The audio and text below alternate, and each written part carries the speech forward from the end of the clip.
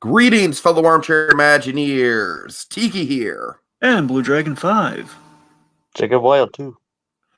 Ladies and gentlemen, as we find ourselves on the cusp of Disney's big venture into the world of streaming, even courting a war in the process, we thought it'd be nice to stay up to date on the ever-growing catalog and rule on what's a must or bust on Disney Plus.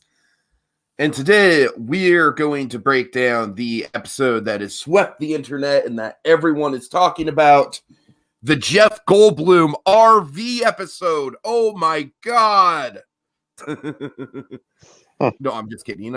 We will talk about the latest Goldblum, the latest Forky Asked the Question, the latest One Day at Disney. But most importantly, guys, not going to beat around the bush at all. Mando!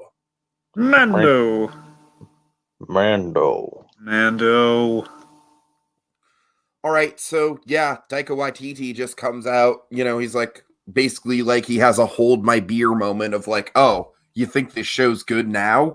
Hold my beer. Let me work some Thor Ragnarok magic on it.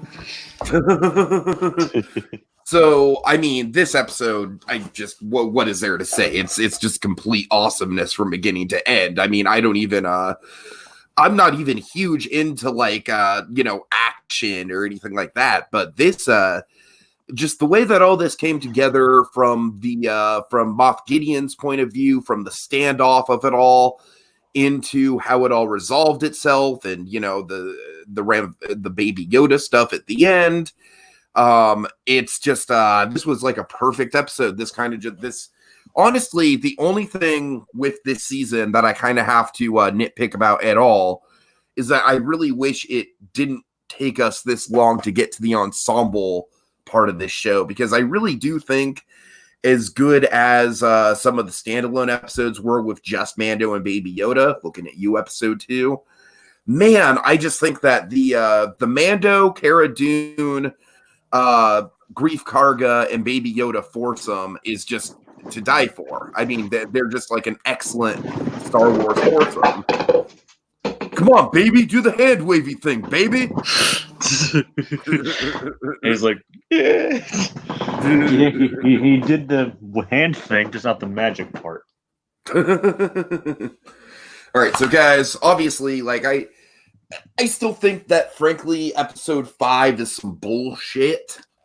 Like, I really think episode 5 is almost like a black mark on this season. It was so bad. It's not a black mark. Come on. Oh, it really is compared to everything else, my friend. Yeah, but compared, come on. It had no point. There was nothing driving the plot in that episode. The acting was terrible. Amy Sudeikis was by far the most out of place comedian. First of all, it's Severus. I'm sorry. You're thinking of the other guy in this episode, but go on. Yes, I am thinking of Sudeikis. You're right. I'm mixing up my comedians with S last names anyways. But what do you guys think? I think you're way off base at episode 5, but regardless, this episode, this was an excellent finale to a season. Really kind of like an A+ ending for sure. I think Donovan has it right with his opinion early on in the comments there, saying, "I'm going to say this once. The Mandalorian is the greatest show of modern Star Wars next to Clone Wars." Well, I can't really fully vouch for the last part of Clone Wars because I've finished it, but he has spoken. He has spoken, indeed. It is quite great. Yeah, this was an excellent finale in every sense of the word, man. It was kind of a perfect finale for a first season, for a first stretch of the journey, for kind of our 8-episode little kind of excursion with the Mandalorian. It was quite good. I'm very much a fan of it. Excellent episode.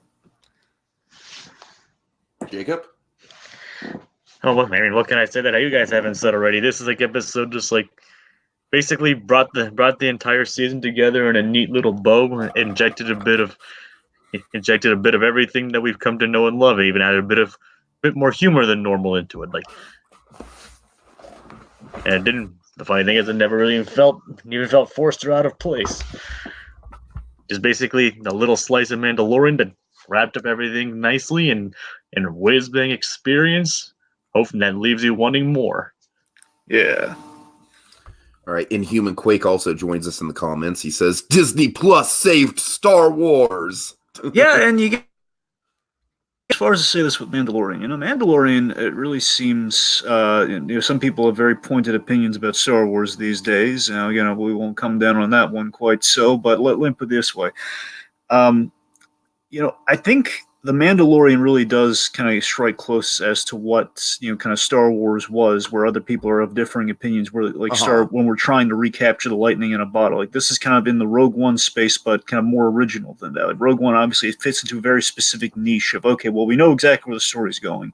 Mandalorian, on the other hand, is like okay, well, we're in kind of like an undefined area in Star Wars that's kind of in it's kind of in the area that we never do anything with. It's kind of that post Luke has become the Jedi, Darth Vader's outs and we're kind of in this new landscape. That's where the show comes down with it, and it's just kind of this.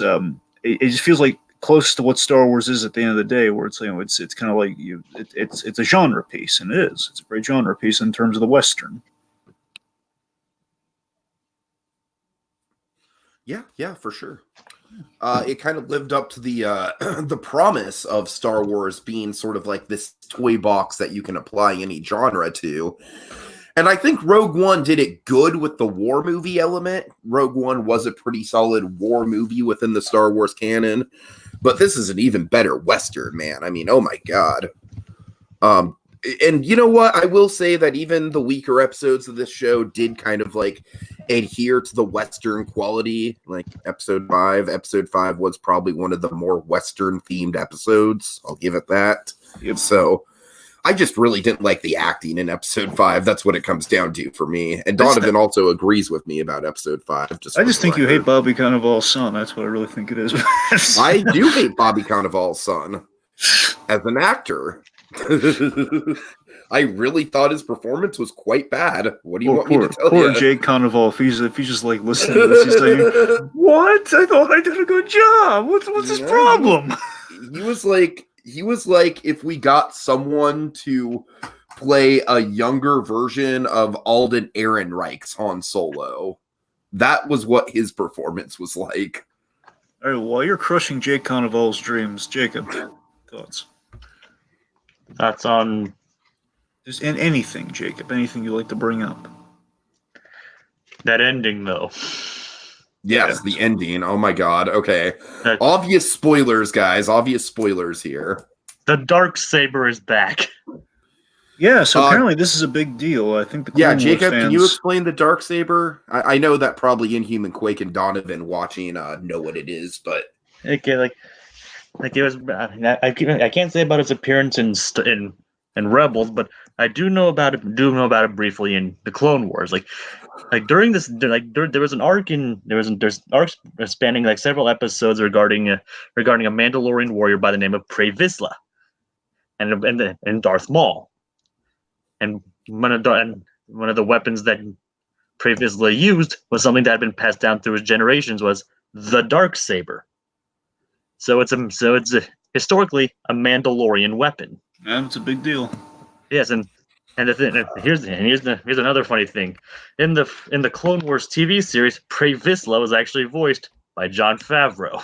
Huh. Oh God, really? You know? Wow. A small world. No wonder he put that in there. But yeah, so, I can't really expunge too much on the plot details or anything, but and regarding Clone Wars or Rebels, but it's historically a Mandalorian weapon, and that's the big important thing. And it's there's only one of them, and it's a Mandalorian weapon, and now it's in the hands of the Empire guy. Speaking of the Mandalorian trimmings, big thing, very simplistic thing, but a big thing all the same. Give him a rocket pack. Hey, Dragon. What? They fly now. They do. And he finally got one of those. Yep. Oh my God, I love the "they fly now" meme. It is quite catchy, I gotta admit. They fly now. Fly now.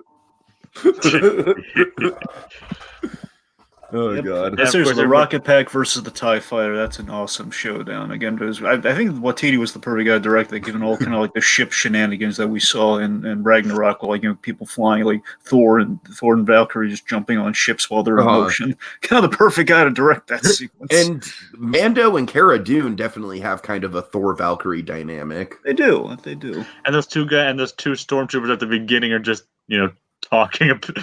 By the way, Monkey mentioned that one of the stormtroopers vaguely sounds like you, Jacob. Did you get that at all? No. Well, I assume Dragon, did you get that at all? No, I mean, I assume it's not the Jason Sudeikis one. No, I think it's the one that's not Jason Sudeikis. I remember. You know what's? Oh, man, I forgot this. I'm going to look into it when we do the other thing on Mandalorian. So the I know they had another deep cut Star Wars guy doing the maybe not deep cut Star. They had somebody who Favreau's worked with. Oh, I remember now. Okay, I got it. So it was remember Gary from Iron Man 3. Remember like the fan of Tony Stark who was in the van. Oh yeah. He was the other Stormtrooper. I guess that's the one that's like Jacob then. Oh okay. Okay. Oh my god! I just realized something. Oh my god! Oh dear. What? Technically, we have Gary the Stormtrooper. Oh my god. Oh my god. Wow. Gary the Stormtrooper? Yes, Gary the Stormtrooper. Dragon, please explain Gary the Stormtrooper. Gary the Stormtrooper is one of the most hilarious things ever come out of Robot Chicken in regards to Star Wars. You have just the mundane the original mundane Stormtrooper. It was just like this really funny guy. I believe the Donald Faison did the voice for the Stormtrooper, and he was hysterical. And I know it's kind of like a little more of like the transitive property here, but go with me. It's the fact that we had Gary from another movie who played a Stormtrooper. Gary the Stormtrooper. It's gotta go. Oh, man. It's my geeking out aside. So, but it was a very, very fun Stormtrooper banter for that cold open. I was loving it. Listen, I love that we saved it for the very end. Like, man, we really abused poor baby Yoda at the end there. I gotta say, Jason Sudeikis punched that baby Yoda in the face, man. That's not Right. cool. But they really got again. IG. In a kind of genius way, that's a way so you don't feel sorry for them afterwards when IG-11. Yeah, exactly. IG-11, man, saving baby Yodas and doling out some I mean, justice. IG-11 is like the Dragon. I'm just gonna give you all the props in the world, man, because you pretty much predicted exactly how the IG-11 stuff would go from the get-go. Yeah. I mean, you called that he'd come back much later on in the season. You called that he'd do the self-destruct thing in a heroic sacrifice kind of way. Yep. Rest in peace, IG-11. Amazing Star Grace. All right, so let's talk IG-11 because there's two big moments for IG-11 besides the rescue at the beginning. And everybody's loving them, and everybody's loving Baby Yoda smiling on the bike. Yes, God. Okay, so I love Donovan's comment here. The absolute genius of making Mando's helmet symbolize his redeemed trust in droids was just something else. Also, that loophole of the Creed and any living being seeing its face would have to keep it exposed forever. I love that loophole bit so much. That was great. I was getting emotional. Am not a living thing. That bit got me emotional. I swear to you, it's the whole. And I gotta tell you, for a split second, I was like, "Oh my god, are they pulling a Sean Bean on us? Like, is this a one-season wonder of a character? Is it going to be the Cara Dune show after this?" Well, remember, it's still. Oh god. Well, remember, you could always have a different Mandalorian, technically. That's what I'm saying. That was going through my head. I mean, they did a great job of making me legitimately think that Mando might die, even though he is like the lead character here. And by Creed, it's almost seeming like the Baby Yoda could even become Mandalorian due to it being a creed and a religion in a way. I think that's where we're going. I think we're going with a fucking Mandalorian Baby Yoda bounty hunter, and that's amazing. But imagine like if there was like a flash forward season down the line. Yes, I want a time jump. I definitely want a time jump. You always want a time jump. Baby Yoda. Yeah, I know I always want a time jump. It leads to good storytelling. Fair enough. What I'm saying is yes. I'm still not over Incredibles 2, Dragon. I'm sorry. Oh, you said you were over the time jump. It doesn't matter. Anyway, regardless. Time has not been kind to my opinion of that movie. Anyway. Point being...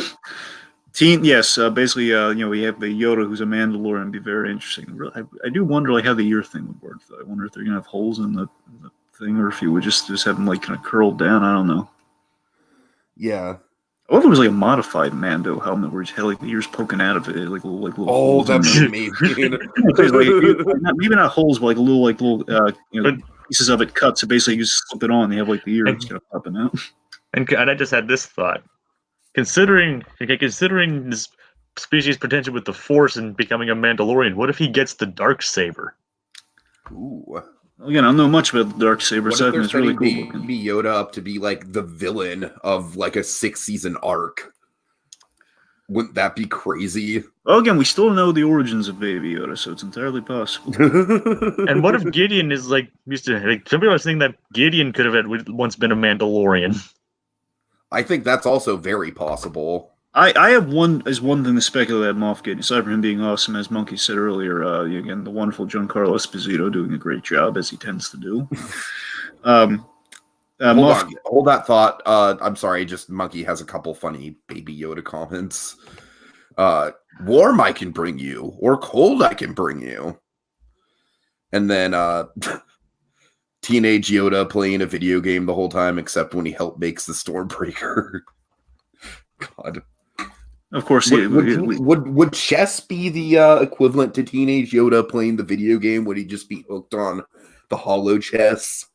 Maybe a portable version of it, maybe. And again, regardless, you'd have the armor be kind of the be kind of the Stormbreaker of that scene. right. But no, what was I saying? All right, so, yeah, Gideon. So I think Gideon definitely commissioned the eradication of now we have the Mandalorian's name, by the way, Din Djarin's people. Is it Din Djarin or Din Djarin? I can't remember. Din Djarin. Din Djarin. It's either Din Djarin or Din Djarin. Oh, I think it's Djarin. The point being, I think it's Djarin. It could be Djarin, but I think it's Djarin. Djarin says he works at the Gap or something. Anyway. But sure. Point being, didn't you have the name? I think he commissioned the eradication, perhaps to get the dark saber. Because again, this is during kind of the Clone Wars-y time. I mean, I'm sure there's a point in Clone Wars, and again, maybe some of the comments will have a specific thing here. At some point, I believe it shows up in Rebels, but it kind of drops out of Clone Wars. I don't know when that specifically that is in Clone Wars. Presumably, maybe that's during the time when our guy here is being orphaned. Perhaps again Gideon was getting the dark saber, and that's when it kind of went AWOL during things. I'm not sure though, because I have no idea what the whole story of the dark saber is. I'm just speculating based on like the placing of things. The thing is though, that surviving that crash actually shows how tough he is. Like, he was able to survive before he got obviously able to get out of there to begin with. He had to be pretty tough to just survive that crash. I knew there wasn't an explosion. I knew he's got to be alive. It wasn't a crash. I mean, there wasn't an explosion. He's. And it's funny. We were just talking last week about how, maybe Giancarlo is going to be like a one-season wonder. He's got other things on his payroll. And I'm like, no, you wait. This is a Breaking Bad thing, man. They're doing a slow build with him. Oh yeah. And speaking of Breaking Bad, I mean, goddamn, this is the most Gus Fring I have seen Giancarlo Esposito since Breaking Bad, and I love it. Just the standoff out. Oh my god, just him just saying all their full names and just how much information he has on them. It's so chilling. I love it. It's great. He's not a man to be trifled with. Yeah. Oh yeah. I mean, he has an army of death troopers on his side. He has the dark saber. He's gonna be one tough cookie. Oh yeah. Let's see. Dark Saber is according to Donovan here. The Dark Saber is in Clone Wars. Well, yeah, we know that.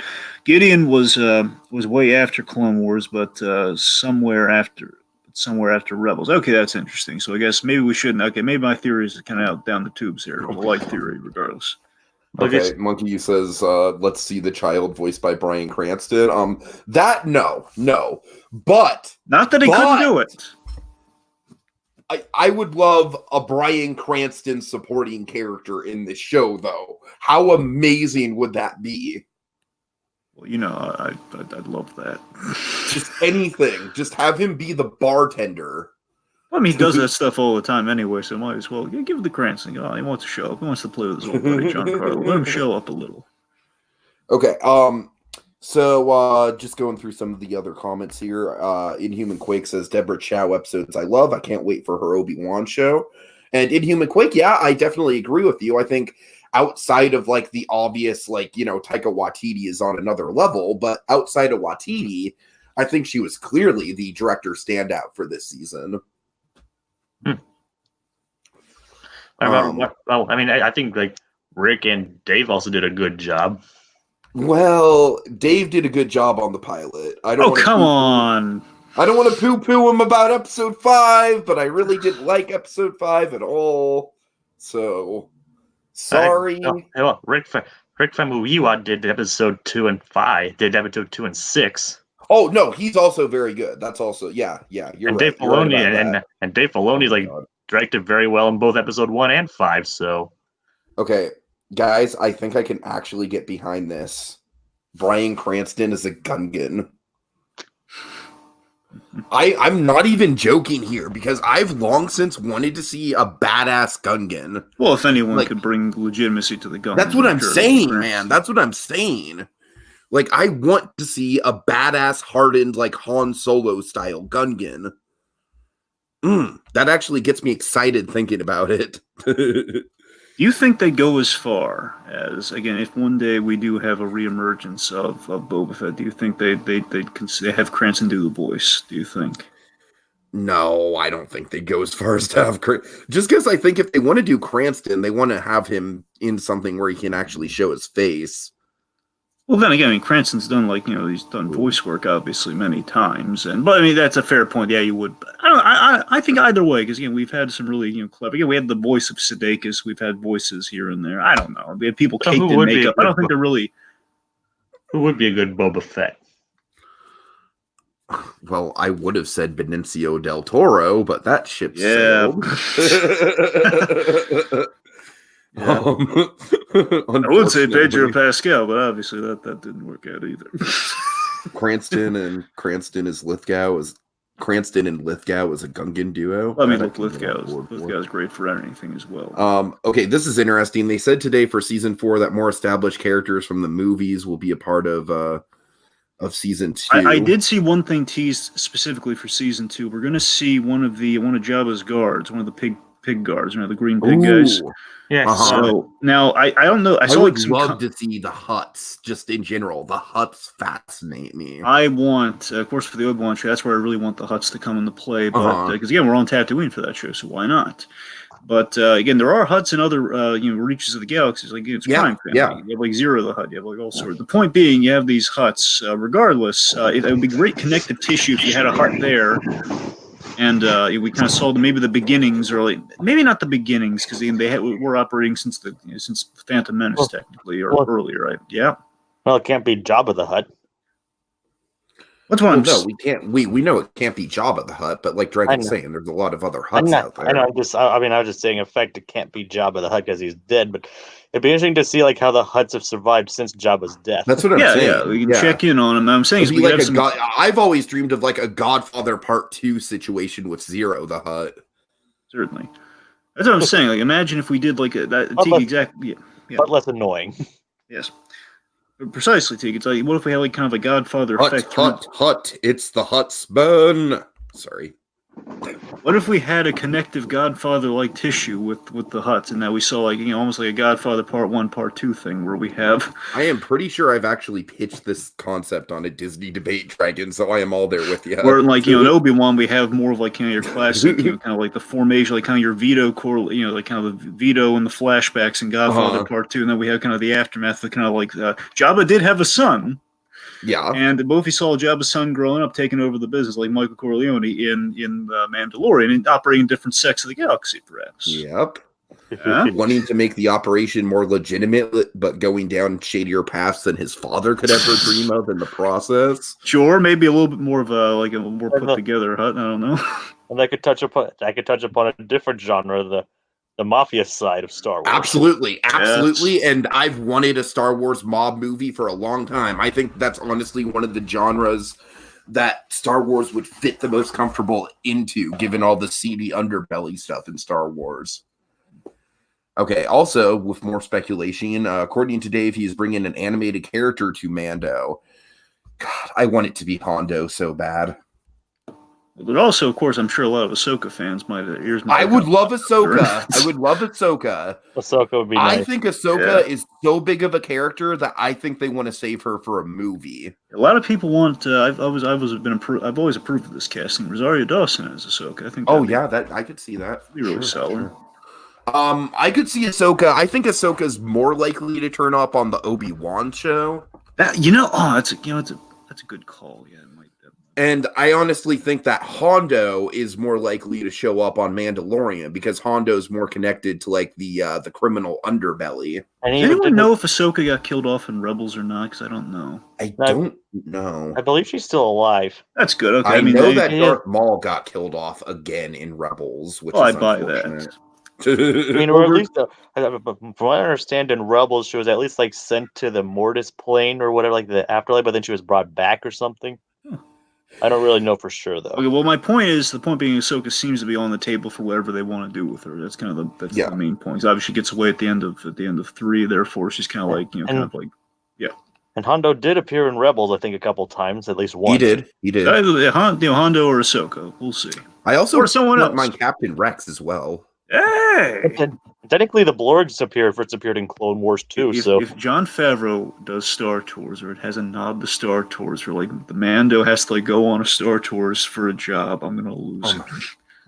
Okay, Captain Rex. I said Captain. Yes, that Captain Rex would be amazing. Yes, I agree. That would be fucking utter fan service to the nth degree. You meant the Clone Wars Captain Rex. I meant the Clone Wars Captain Rex. Yes. Well, now I feel silly. Well, I just think it's so fun that we have that we have 2 different Captain Rexes in the Star Wars universe. The minute you hesitate on that, it's like, oh no, he meant the other Captain Rex. But I still think the other Captain Rex is really cool, though. That's the thing. Yeah. I mean, he's not as iconic as, I know this is probably your first flight, but God. Oh God! Just imagine. They'd have to get Paul Rubens to do the voice again. Yeah, of course, naturally. I'm sure he'd be willing. Imagine if it's like Baby Yoda in some sort of like flight simulator thing, and Captain Rex is there, and Captain Rex is like, "I know this is probably your first simulated battle, and it's mine too."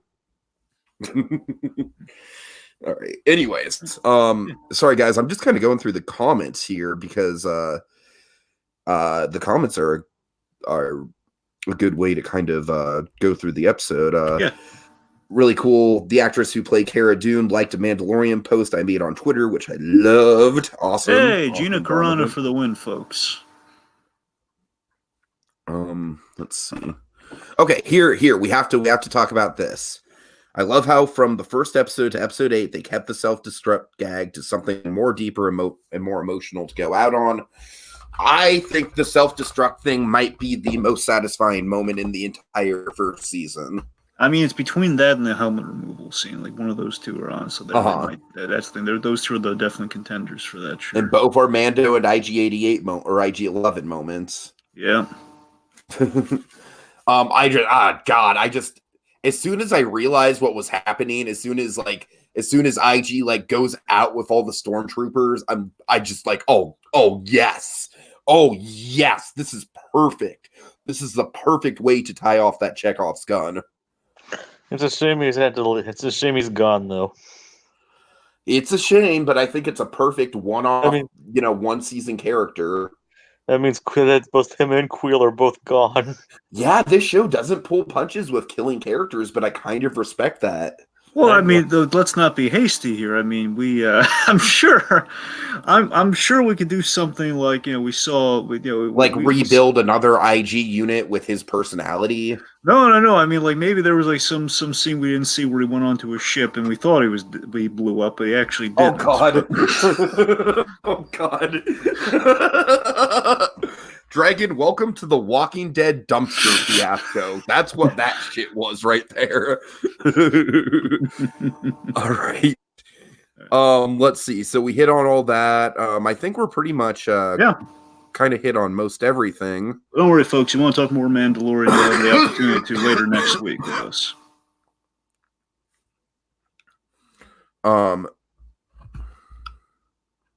Wait, what? Moving on. Hold on. Okay, wait. We got a comment. One more, just to speculate on. Grand Moff Gideon said that the Dune and Mando were part of the Siege of Mandalore. Does that mean Pedro Pascal will have a voice? Will have a voiced Mando cameo in the Clone Wars season 6? Now that would be something if they had a Mando cameo in Clone Wars. That would be cool. In season 7? All right. Yeah, I think. Wait, I thought it was. Oh yeah, you're right. It would be 7. Seasons 1 through 5 aired on Cartoon Network. 6 is on Netflix, and 7's coming to Disney Plus sometime next year. Oh, I guess it would be 7 then. Huh. Well, you know. All right. Okay. Basically, it's one of the few shows to jump from Netflix. Trippy. Very trippy. All right. Okay, just doing one more. One more. Yeah, Donovan says he meant 7, so yeah, absolutely. Okay. We're all good. All right. Okay, I think we're done, folks. Like I said, by all means, this podcast is mostly Mandalorian talk. So, if you want to talk more Mando, then just put your comments down in there. We'll address them for sure. But I happened to get sick on the day that I planned on watching all these. So Dragon and Jacob are going to go ahead and take the lead for the new Goldblum Goldblum episode. As you can tell, Tiki's still a little sick. I'm just distracted because we have one of my new favorite commenters in the chat here, Claude Karinga. Glad to see you again, buddy. He says, imagine a new DuckTales movie for Disney Plus. Yes, I would love that. That would be really nice because you give him like the fanfare of the original, the old Alan Burnett one. Yeah, the DuckTales Treasures of the Lost Lamp is like legitimately. That movie doesn't quite reach the heights of a Goofy movie, but it is up there as like the best Disney Toons movie. Yeah. All right. So Goldblum. So let's start with Goldblum. So this week in Goldblum, we had RVs as the topic at hand. Hang on, RV. Right. Sorry. Jacob, what'd you think of this one? Considering the subject matter, I thought it was actually kind of interesting. I mean, pardon the pun, but who knew we could get so much mileage out of an RV episode? I'll tell you, this one, I thought this was okay. There's nothing wrong with it. But I don't know, I think bikes really impressed me, and I think I was looking for something a little bit. When I heard RVs were the topic at hand, I was really excited, and I feel this one, I liked it better on the rewatch. Let me put it that way. I found more things interesting on the rewatch. I do honestly think Bikes is probably a better episode, but like I said, I mean, for an episode about RVs, it was pretty interesting. It is. I mean, honestly, I think maybe some part of it is like I found of all the times you could have pulled out, the old Goldblum family, this would have been the one to do it. Yeah. Oh, we're Goldblum family going on a vacation. Yeah, I mean, we had some interesting stuff here for sure. Like, I think what appeals to me about an RV episode that I'm sure he does get into is the different types of RVs, because that is something that I really like. Like every Goldblum episode, I think you should have like a bunch of different types of the subject, like sneakers, barbecue, bikes, and there are a million different types and models of RV in different shapes and sizes, and I'm sure he gets into that. Well, technically, and also just RVs as a lifestyle, I'm sure he gets into as well. Well, technically, one of the places he visited was an RV museum, so. Well, there you go. Yeah. Yeah, we saw I believe one of the first RVs, if not the first, was from 1913, which is interesting. Yeah, and pulled by a Model T. The RV from the movie RV. No, Tiki. Okay, I'm sorry. Anyway, so not Barry Sonnenfeld's best work. Oh, no, it's really not. Or Robin Williams, for that matter. The movie really hurts me when I rewatch it. Regardless. So we have I tell you, there's this really weird pig bit that really scared me. We see kind of the RV park, and for some reason, some lady has like a pet pig that Goldblum has the very bad idea to feed He feeds the pig something small instead of like putting food in a trough or something, or like a little bucket or something. Pigs, tuppence a bag. Yeah. The pig ends up biting his hand. Yeah, that's what I'm saying. Like he basically he's almost like takes his hand off. It's like, oh god, I was freaking out because like he almost lost his fingers in that pig's mouth. Man, that was creepy. How is the? Because I'm sure they get into the lifestyle and the community of RVs. Because I mean, that is one of the things that RVs is known for. Is kind of like the on the road lifestyle of it all. So how does that factor into the episode? A little, but not as much as you would expect going into it. The best we glimpse at is I believe the Beatty family. We have this family that essentially is going like a 16-month excursion. Where it's been going on the road for 16 months. You have like a car. Then basically they're not always in the RV. You have like a car that the mother drives and the father drives the RV, and I guess they camp out from place to place. That's kind of the most we get into the RV lifestyle, as well as like the pig lady, as I mentioned earlier. Because I would have thought that the RV lifestyle stuff would be kind of like the big thematic thing, like the neighborhood bike ride that kind of like tied everything together. And that's what I'm saying. I wish we had more of that in the episode. But again, the rewatch, it is there. It's just not there as much as when you hear like Goldblum's tackling RVs next, and based on what we've seen before, like, okay, this is going to be perfect for Goldblum. And it's like, well, he's doing his thing. Just, it's not really hitting the mark like, the other ones have hit that I was kind of really digging for a while there. We have some neat, unexpected stuff. Like I like to call the Amish factor, which is kind of interesting. We have the assembly of the RVs, and apparently the Amish are really good at assembling RVs. What? Seriously? Yeah, we have Amish, man. Oh my god. Yeah, you never see. They talk about like the different sides of like their culture, like a way like they can't drive the RVs and everything because they're being Amish, but they're like expert artisans at making them. Like they're they're electricians, and they expert wood carving, and like they build these like high end exquisite RVs. Some of them going for like hundreds of thousands of dollars. Major points for the Amish, man. So yeah, let's see. Oh yeah, that's probably the most surprising part of the episode, is like seeing all these Amish people like building RVs. Barn building on the road, essentially. It's really it's kind of neat.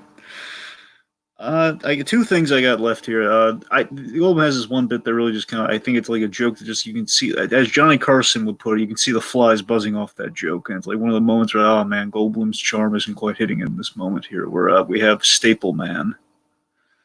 Where basically Goldblum's working a stapler, like maybe an industrial staple. Point is, he's stapling something for the RV when he's in the construction area. And he basically says, hey, you think I could be a superhero? I could be Staple Man? Staple Man. It's like, okay, this is just not his best work. Stapleman and Marcus. Yeah. Lastly, I guess we have this really nice bit where we have the daughter. There's this family. There's this tradition. This is interesting. It's not quite the family experience in the RV, but it's kind of a family associated thing with RVs. Where the idea, it's kind of nice. They give the RVs, like the old RVs they find on the sides of the roads, like RVs are kind of past their prime. Basically, they give these old beaten down RVs kind of a Viking funeral, Cars 3 style. In that we have almost like a mud ring where essentially they drive around in a circle, and we kind of like show them off, and then essentially they kind of get destroyed for a crowd. And you have this family, they're all competing against each other. Harley Matthews was the lady.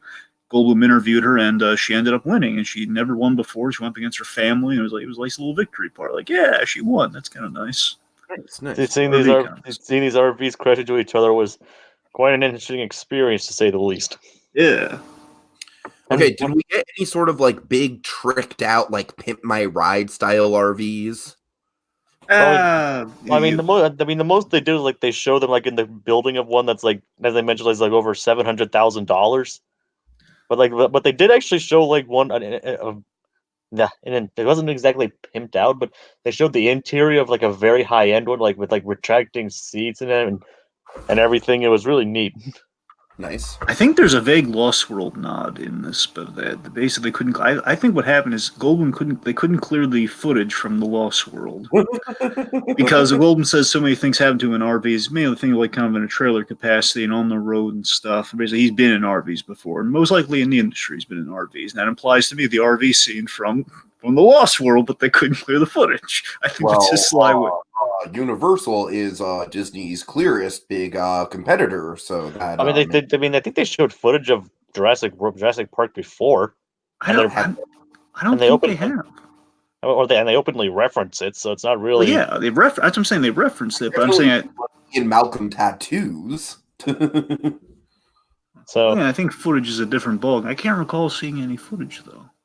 I mean, they might. I mean, they might not have. They might have, but I mean, I don't think it'd be that much of an issue. But anyway, one thing. I mean, I like how he talks about like the instinctual need to like travel and how the RV's tapped into that. Right. Yeah, okay. Got some anything else on Goldblum? No, I got nothing. Okay, Nope. got some comments here. Darkwing Duck movie. I would love to see on Disney Plus. Yeah, that would definitely be great. What I would like to see though, like in my own sort of, I wouldn't like to see just like a kind of like a what would essentially be like, like a pilot for a Darkwing Duck series. I would like to see a Darkwing Duck movie that Launchpad McQuack himself has watched. You know what I mean? A film within the DuckTales universe, if that makes sense. I mean, kind of like the one they tried to make in the series. Well, kind of like how Buzz Lightyear of Star Command exists in the universe. I would want like sort of something that acts as if like, as if this is the Darkwing Duck that Launchpad McQuack, consumed and made him a fan. Let me ask you this in regards to the Darkwing Duck. Would you prefer just literally what you're saying right there, where basically you get to see the in-universe show, which essentially would have the Buzz Lightyear Star Command effect? That's what they should do for the movie, and then they should just do a standalone show for the further adventures of Drake Mallard. Well, the other thing I was thinking of, let me ask you this. Okay, what if you had a show where, again, your premise was, okay, by the day job of our Darkwing Duck is that he makes the show, but he also gets into it in real life afterwards. Yeah, I mean, that could work. My whole thing is that I just wouldn't want a movie to feel like a pilot. That's what I'm trying to avoid. All right, fair enough. Okay, Dragon, what do you think of this? Maybe Goldblum can touch on comic books and mention the Scrooge McDuck comics? Well, I mean, I guess he could. I mean, that'd be nice. Just in general, do you think comics would be a good World According To episode? I do, but I don't know how. Well, then again, there'd probably be a focus on Marvel, I imagine. But yeah, sure, absolutely. Okay. Yeah. Let's see. Well, the next episode's about coffee. Hey! Coffee. Donovan says, really love Mandalorian Season 2. I really hope for Mandalorian Season 2 we get more big celeb cameos. Gal Gadot, maybe Chris Pratt. I don't know. What do you guys think about the Mandalorian cameos as a whole? Because I kind of wanted to bring that up. I honestly thought the celebrity cameos, to me personally, were starting to get just a little bit distracting, but I'm probably in the minority on that. I would like to see more of Favreau's friends kind of pop. Like, I'd love to see Vince Vaughn in the next season. Oh, that'd be great. Maybe Robert Downey Jr. Well, I mean, let's not shoot for the stud. Look, that'd be great. I don't think. Oh, look, I'm saying you got Robert Downey Jr. for Chef, which was like a $3 million budget movie. Okay, fine. Well, I'm thinking more along the lines of Peter Billingsley. That's what I was thinking of before I was thinking Downey Jr. But a guy can dream. Cannavale. What? Bobby Cannavale. Oh yes. Or Will Ferrell. John Leguizamo, perhaps. These are all good. Again, these are all good suggestions. I'm all down. Whether we're going to get him or not, that's another thing. I think we'd easily get Peter Billingsley, and I think Vince Vaughn's. I think we can absolutely get Vince Vaughn. But I mean, I doubt Will Ferrell. I was just saying because I think he did work with him on Elf. Sure. Okay. Oh my God! I know who they have to get. What? Bob Newhart. They got to get Bob Newhart in there because there's this great running gag. In Big Bang Theory, he's been associated with Star Wars. He's been in the Jedi robes. He's been this long running thing since his character died in the show, so he became a Force ghost in the mind of Sheldon Cooper. So basically, they have Bob Newhart has these wonderful kind of little cameos. It'd be a wonderful. He's actually in the real Star Wars at this point. A great continuation of the joke. Okay, Runaway season 2 is now on Disney Plus, and season 3 has been confirmed. Yeah, season 3 is actually listen. Even quick, season 3 is on Hulu right now. If you want to watch it, so it's there. I mean, I think eventually it's going to end up on Disney Plus. I don't know what the deal is there because it's not being picked up after season 3. So I don't know what they're going to do with that going forward. I don't think they're going to make any more episodes. I think they're going to bring the third one there eventually. But yeah, it's right. So if you wanted to watch it now, it is on Hulu. So. All right, and then finally, I will die happy if we see Sam Jackson or Tom Holland in a Star Wars series. If we see Tom Holland, he might make a good Ezra. He would, maybe. And then, of course, Sam Jackson, you just kind of do something with Mace Windu, right? Yeah, as a ghost. Or even if they wanted to make a prequel set series. A Star Wars series, and remember, probably have to, like, Sam Jackson has aged a lot since, the early 2000s, so you might have to use some, like, de-aging makeup. And we've seen some fan films that kind of speculated. I'm sure, like, there's some sort of expanded universe thing where Mace Windu's. Did you see the fan film that came out recently? It's a big one. Well, not how recently. It came out Christmas Eve. No, I haven't. Okay, you know the guy who did that Han Solo fan film? Oh, Jamie Costa? Yes. Get out of here. He did a Kenobi fan film. The Kenobi one was him? I didn't see it. I saw a little... Oh my god, him. Oh god, I gotta watch that after this. It's amazing, Dragon. It's amazing. All right, I'm gonna get to it. It's such a good taste of, like, yes, I want this for the Kenobi show. And all right. Okay, I think that's it for the comments here. But what if Yoda got his own? What if Yoda got his own? Guys, what is love? Baby, don't hurt me. No, just ask random questions. Come on, ask random questions. What is love? What is animation? What is plastic? Who will get nominated for Best Picture at the Oscars?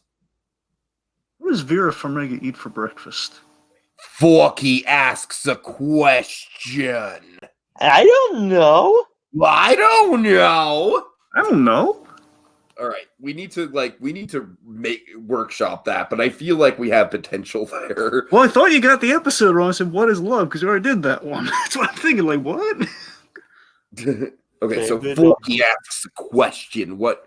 This is one I really wanted to watch. I literally woke up like 5 minutes before we went on air for this. So guys, tell me about it, because I got to say I am definitely getting into the Forky stuff. So this one was What is a Pet? Now, this one's really interesting. I'm conflicted on this one because, on one hand, I love that we found a way. Basically, this whole thing is predicated on Forky is asking a toy, but not just any toy. The question this week is asking someone very special, as you can kind of glean from the photo, from the image here. He is talking to Rib Tickles, Officer Rib Tickles. Now, Rib Tickles, you may not know that name. That's for very specific reasons. So, in Toy Story 4, Officer Giggle McDimples. You remember little Bo Peep's little confidant. Yeah. So she had a partner. Now the idea she had a partner who was basically the character you see before here, who was basically like a little dog. God. Oh yes. Okay. Now what happened was she didn't make the cut, and there was like there's supposed to be. I think there's like a little line about mentioning a partner, but essentially there was supposed to be a longer line. There's going to be a more of an extended backstory where essentially we learned that she had a partner that was eaten by Dragon the cat. And oh god, it would be like a Calhoun style tragic backstory I'm picturing. Essentially, so again, that's what the outline. So that's literally an idea that I love. You know me, I love in Pixar when we take these ideas that didn't make the cut. Now they worked their the Toy Story 2 stuff. It is in Toy Story 1 didn't make the cut. Now it made it even better in Toy Story 2. So on one hand, I love that we pulled from that. On the other hand, as Jacob's about to get into, I'm not crazy about. I'm not sure how we feel about where we went with it. Yeah, it was kind of an interesting. I can see why they kind of cut it out, actually. Well, no. Here's the thing. I mean, just mentioning, oh god, she had a partner that was eaten by the cat. That's great. Okay, there's some tragedy there. But again, as you notice, she is around, and what does that imply to you? Yeah, eaten by the cat. And she goes into the details, like she was eating, then she spent time in her stomach. Then yeah, you get the And idea. essentially, that's literally what it is. She gives a walkthrough to Forky about point A to point B, and like using a little chart and a little diagram. It's all that. Yeah. A more appropriate episode, a more appropriate title would be "What's It Like to Be Eaten by a Cat?" Yeah. Basically, it's kind of lowbrow. I'm not sure the ending's honestly. I'm not even worried about like the whole like point A to point B thing. It's just too semantical. It's one semantical thing and one thing just like a taste thing. Where the semantical thing is like the semantics of how is Rib Tickles even here in Bonnie's room? Where again, not only is to be the same Rib Tickles, and this one has the same knowledge that the one who was swallowed by the cat had, because she mentions, "Oh yeah, I was swallowed by the cat." And again, we know this cat was like during a road trip and everything. There's a lot of semantical breakdowns for this. We're like, this really shouldn't work. And I just think that Rib Tickles totally sounds like a background dancer in Cats. Well, this is by the way, dogs. I don't. It's a little, She was eaten by a cat. Well, yeah, so it's quite ironic. But the other thing though is the ending. The ending really doesn't work for me. Where it's this thing where basically do they do a Baibu? What's the Baibu? No, there's no Baibu in this one either. That's what? I mean, Jacob, I didn't miss anything. You can get a Baibu in this. I didn't hear it either. Yeah, there's no Baibu. No. So they broke the streak, and maybe that was their undoing. I don't know. That's a real bummer, man. There's no Baibu. The thing I was like most looking forward to each episode is like, oh, were they going to do the Baibu? There's an ending where. Yeah, it's pretty much become a joke at this point. But I mean, the Baibu is great.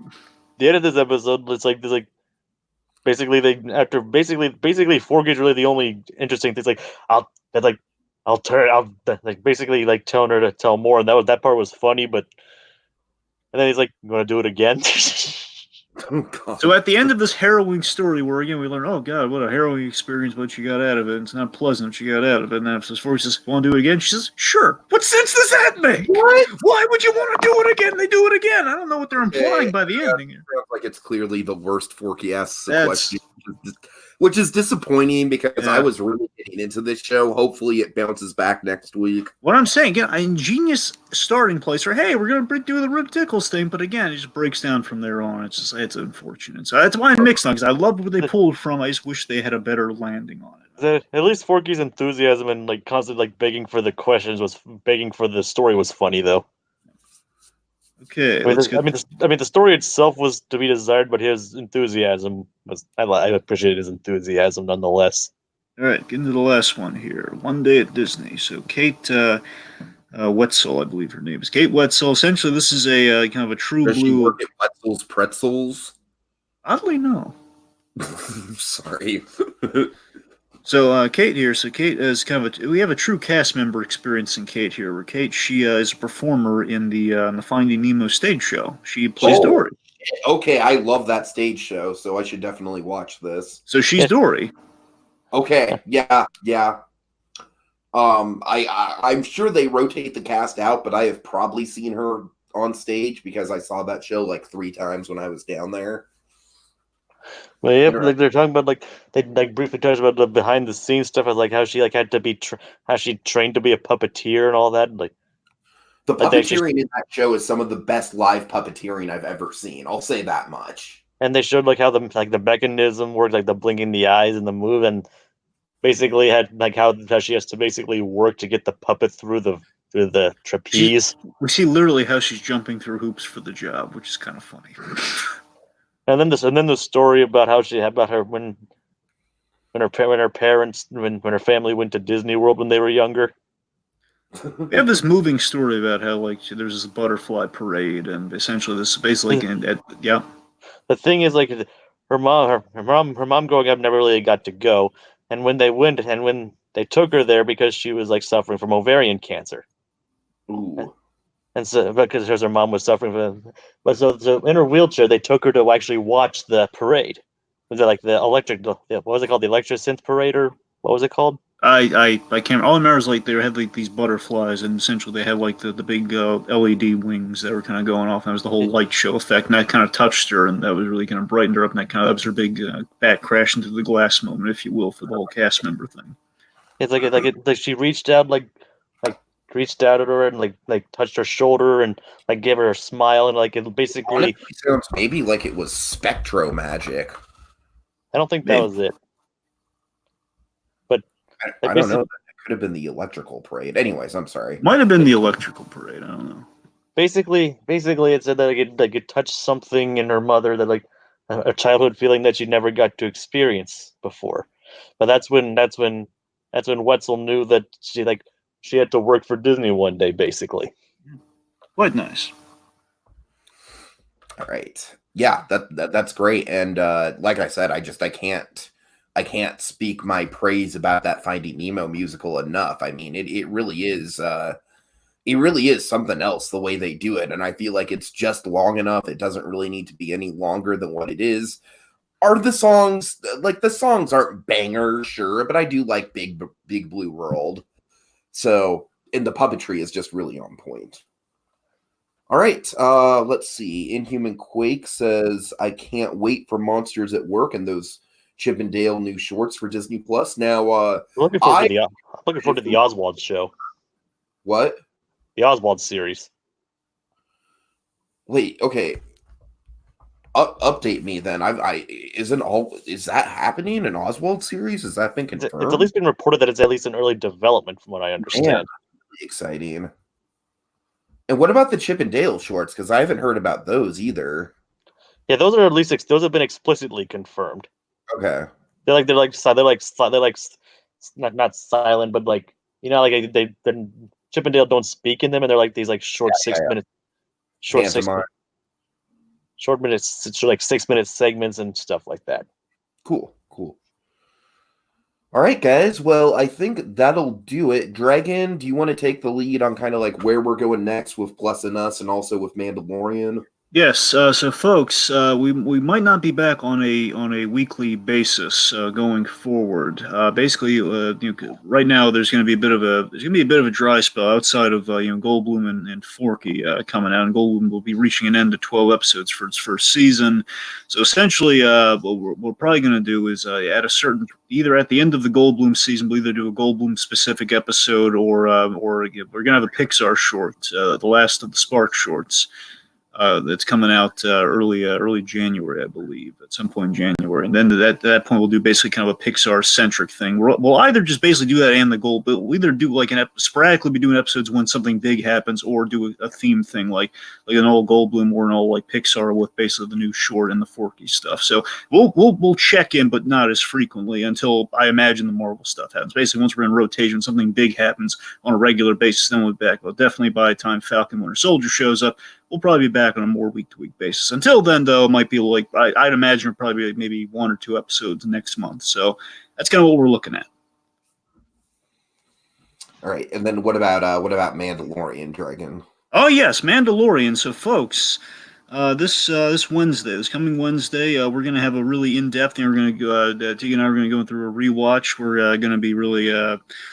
We're kind of get into the nitty gritty. So if there's anything Mandalorian, you guys, that we didn't get to, you want to bring up, by all means, hop on that one with us. And as we do like a deeper dive, having seen everything, kind of going back in the beginning, going through the episodes, kind of like what we've done with Barry and Kitty and stuff like that.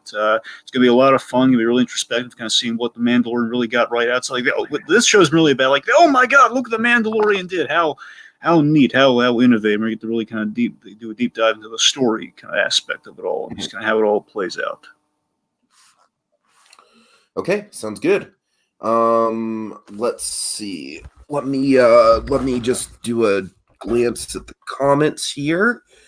This is interesting. Monkey says this week's Encore put on their show at the theater where Tiki, Jacob, and I saw Little Shop.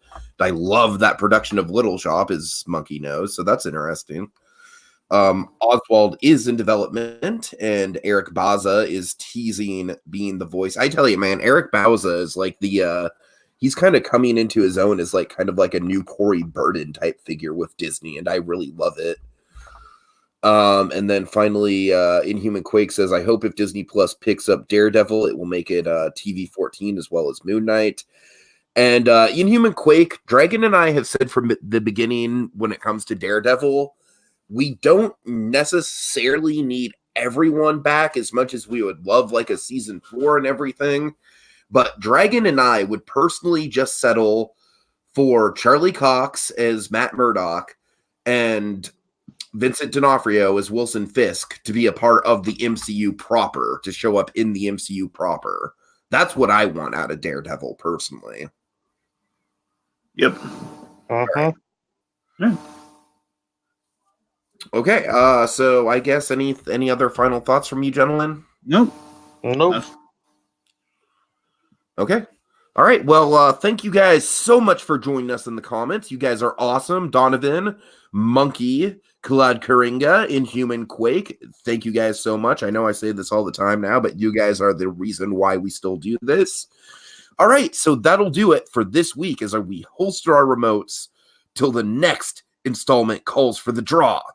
Mano y mano, just Plus and Us. Come on, baby, do the magic hand waving thing, baby.